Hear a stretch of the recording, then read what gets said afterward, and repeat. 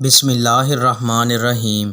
حضرت عبد الرحمن بن ابی بکرہ سے روایت ہے کہ وہ ایک دفعہ رسول اللہ صلی اللہ علیہ وآلہ وسلم کا تذکرہ کرتے ہوئے کہنے لگے کہ رسول اللہ صلی اللہ علیہ وآلہ وسلم اپنے اونٹ پر بیٹھے ہوئے تھے اور ایک شخص نے اس کی نکیل تھام رکھی تھی۔ آپ صلی اللہ علیہ وآلہ وسلم نے پوچھا، آج یہ کون سا دن ہے؟ ہم خاموش رہے، حتیٰ کہ ہم سمجھے کہ آج کے دن کا آپ کوئی دوسرا نام اس کے نام کے علاوہ تجویز فرمائیں گے۔ پھر آپ صلی اللہ علیہ وآلہ وسلم نے فرمایا کہ آج قربانی کا دن نہیں ہے۔ ہم نے عرض کیا بے شک۔ اس کے بعد آپ صلی اللہ علیہ وآلہ وسلم نے فرمایا یہ کون سا مہینہ ہے؟ ہم اس پر بھی خاموش رہے اور یہی سمجھے کہ اس مہینے کا بھی آپ اس کے نام کے علاوہ کوئی دوسرا نام تجویز فرمائیں گے۔